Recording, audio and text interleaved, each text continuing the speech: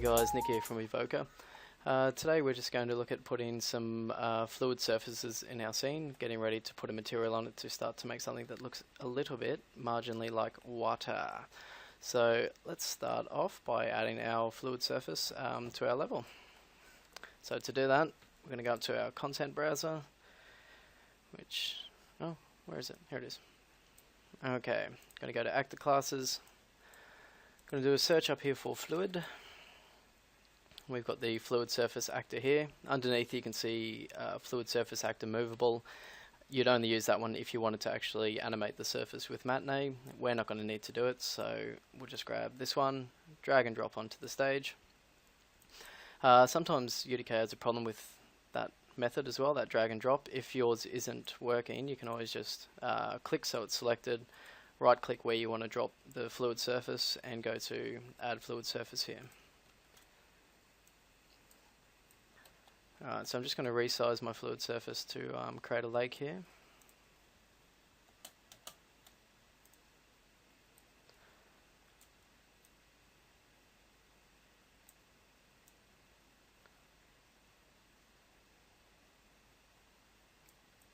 So of course I'm sort of doing a natural lake here in a landscape. You can use these fluid surfaces wherever you like. The only the one thing with them is that they are always square. So if you wanted to fill up a well or something like that, you'd have to think of some interesting ways to do it, I think. It's probably looking pretty good for my lake.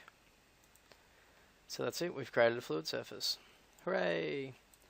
So I'll just jump down at the edge here so you can see what fluid surfaces do straight out of the box.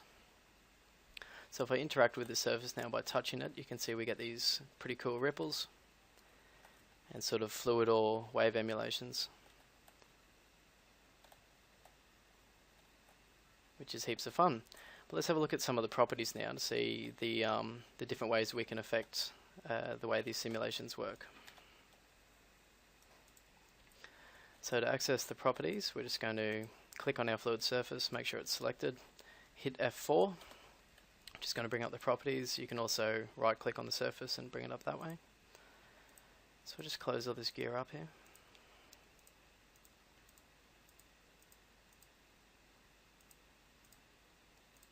Cool.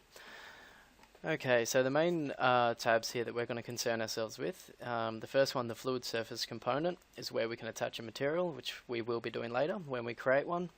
These two lighting ones are exactly the same as we find on many other objects in UDK. Under the fluid tab, there's quite a lot we can do here to affect the way that our fluid surface works. So at the moment we can see enable simulation is on, which is what we're seeing with those ripples before. So this type of simulation here actually works on displacing the vertices of the surface. So in that regard it can be CPU heavy, so there's a few things we can do to optimize it. This is where we come into the simulation quads X and Y. These quads X and Y actually create a subgrid, which is where the simulations take place. So they don't, when you interact with the surface, it's not rippling all over the place, it's just rippling within a small grid. So I'll just jump here at the surface to show you. If I interact and then start moving back, there's it might be a bit hard to see for you guys, but there's a square that comes through and basically cuts off the simulations. So as I get sort of further away, this subgrid comes down and just clamps the simulations to make sure it's not using unnecessary CPU when it doesn't have to. So I'll just go back to my properties here. So with those simulation quads, 200 by 200 is what it's at as default. You pretty much want to try and get it about as small as you can.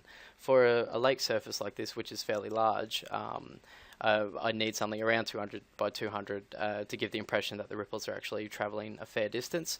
If it was a puddle or something, you could get away with something much smaller. If you're ever over 300 by 300, then you need to rethink your approach because that's way too much. Now underneath we have the grid spacing here. This controls the overall grid of the fluid surface actor component.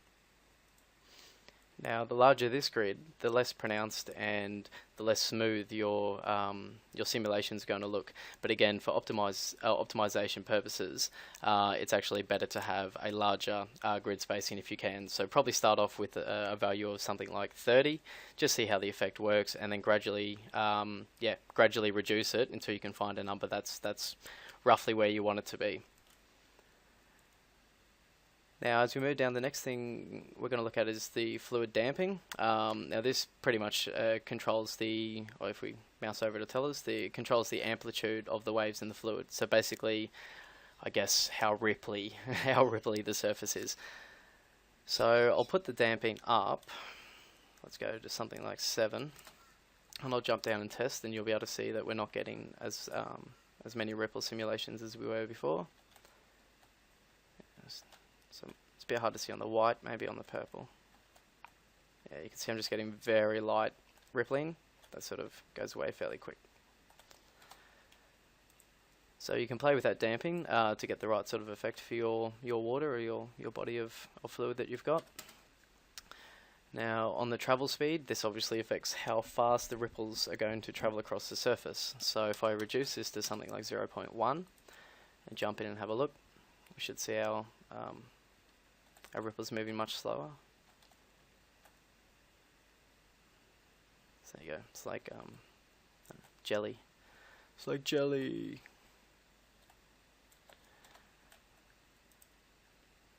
So I'll just put that back to normal. And another one you're going to spend a bit of time probably playing with is the fluid height scale. If I put this up to something like 15, this is pretty much how much the surface is able to be displaced. So if I touch this now, it should look pretty crazy. So yeah, it just allows for massive displacement. I don't know where you would ever use that, but maybe you could find a purpose for it. At that kind of height, it's a bit ridiculous. It's a bit ridiculous. Alright, back into the properties. Probably the only other one under the fluid tab, another two that I'll discuss. This one here, enable detail.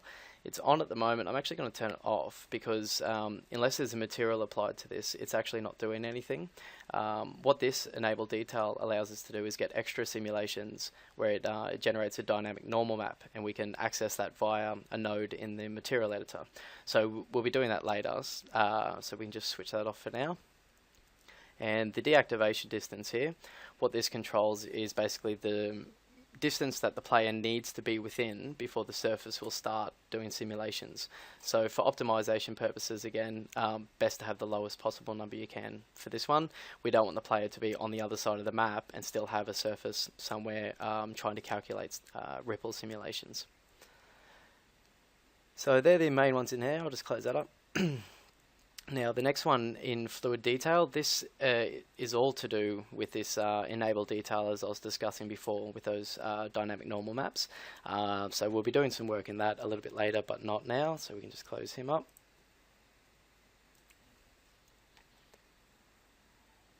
And there you have the basics of fluid surfaces in UDK. So in the next tube, we're going to look at putting a very basic, I've still got that set, a very basic material to make this start to look like water. We're going to be doing a more advanced water a little bit later on. So there are some limitations with the simple water, but it'll be enough just to get your scenes going for the moment. Thanks guys, I'll see you in the next tube.